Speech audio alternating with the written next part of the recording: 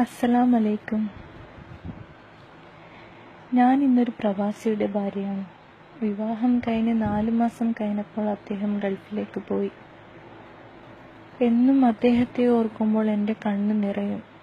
കാരണം അദ്ദേഹം സന്തോഷമായി ജീവിക്കാൻ വേണ്ടിയല്ല ഗൾഫിലേക്ക് പോയത്.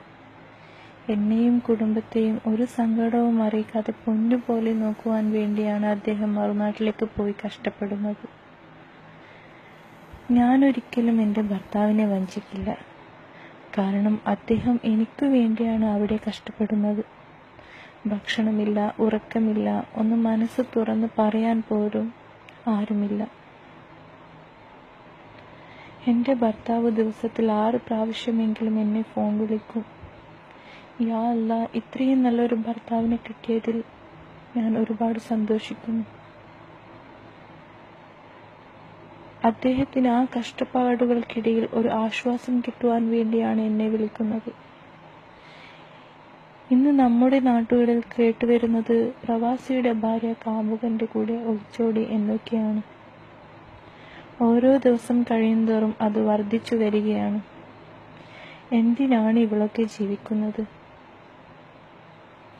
ഹേ പെണ്ണെ, നീ ക്ഷമിക്കൂ, എങ്കിൽ നിന്റെ കൂടെയാണ് വിജയം. നിനക്ക് ഇത്തിരി നേരത്തെ ഒരു സുഖത്തിന് വേണ്ടിയല്ലേ നീ ഏതോ ഒരു നട്ടലില്ലാത്തവന്റെ കൂടെ പോകുന്നത്. നിന്റെ ഭർത്താവിന്റെ കഷ്ടപ്പാടുകൾ നിന്റെ മനസ്സിനെ വേദനിപ്പിച്ചിട്ടുണ്ടെങ്കിൽ നീ ഒരിക്കലും ഇങ്ങനെ ചെയ്യില്ല. പ്രവാസികളുടെ ഭാര്യമാരോട് എനിക്ക് പറയാനുള്ളത്, നിങ്ങൾ അവർക്ക് വേണ്ടി പ്രാർത്ഥിക്കുക. അവരുടെ ഫോൺ വരുമ്പോൾ നിങ്ങൾ അവരോട് നല്ല സന്തോഷത്തോട് സംസാരിക്കുക. അദ്ദേഹം ഗൾഫിലേക്ക് പോയപ്പോൾ ഞാൻ ഒരുപാട് കരഞ്ഞിരുന്നു. ഞാൻ റബ്ബിനോട് ചോദിച്ചു, അദ്ദേഹത്തിൻ്റെ ഒരു നല്ല ഭാര്യ ആകുവാൻ വേണ്ടി എനിക്ക് സാധിച്ചിനോ? അദ്ദേഹത്തിന് വേണ്ടി ഞാൻ ചെയ്തതിൽ എന്തെങ്കിലും കുറവ് വന്നിനോ അല്ലാ? ഒരുപാട് ഞാൻ കരഞ്ഞു.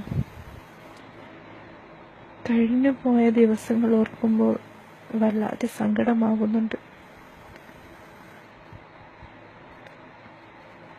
അല്ലാഹുവേ, നീ എൻ്റെ ഭർത്താവിന് നല്ലത് മാത്രം വരുത്തണേ അല്ലാ.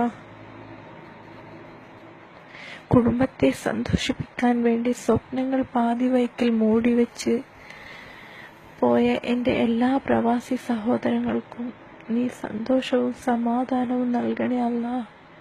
അവരുടെ കുടുംബത്തെ നീ ഒരു രീതിയിലും കഷ്ടപ്പെടുത്തല്ലേ അല്ലാ.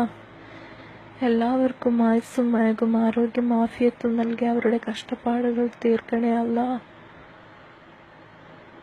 ആമീൻ.